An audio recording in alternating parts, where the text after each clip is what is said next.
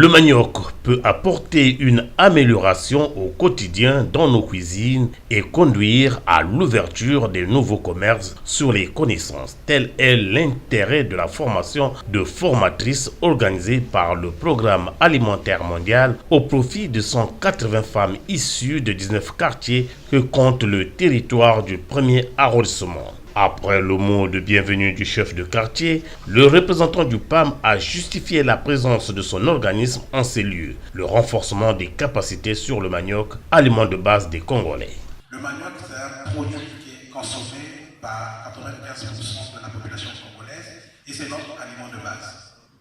Il s'avère que depuis des décennies, depuis des millénaires, nous ne faisons que la transformation du manioc à petite échelle.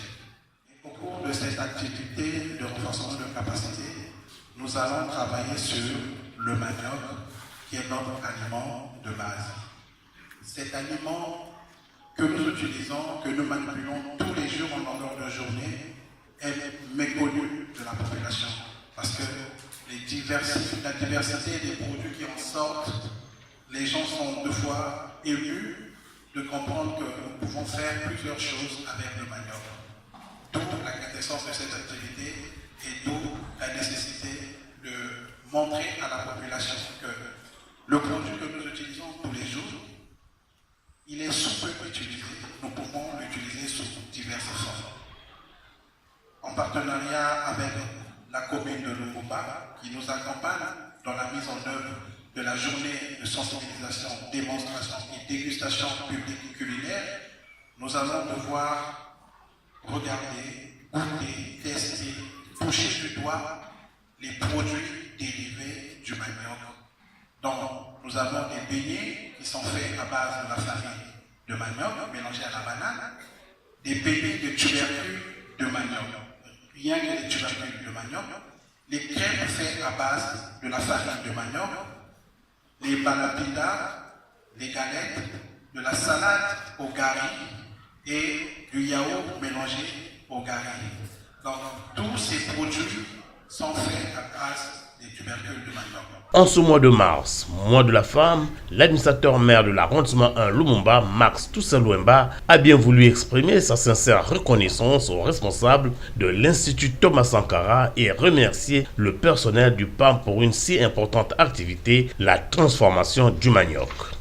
Je vous avoue le grand intérêt que j'attache à ce que nous allons vivre, ce qui lui reste justifié à mes interlocuteurs de PAM, lorsqu'ils m'ont exposé l'objet de leur visite à la mairie du premier arrondissement et mairie Patissouma le vendredi 17 mars 2023.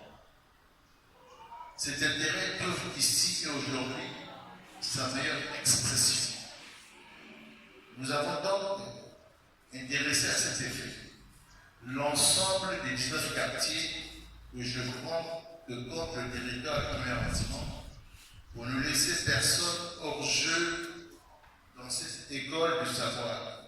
Une denrée coutumière à notable, le manioc.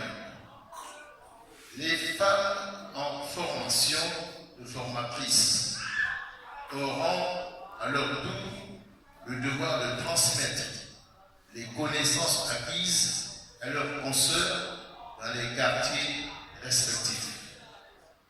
Selon notre calendrier, les chefs de quartier se montront à l'œuvre à l'ouvrage de concert avec le maire pour se rendre compte que les formatrices vulgarisent à leur tour l'enseignement reçu ce jour dans chaque quartier.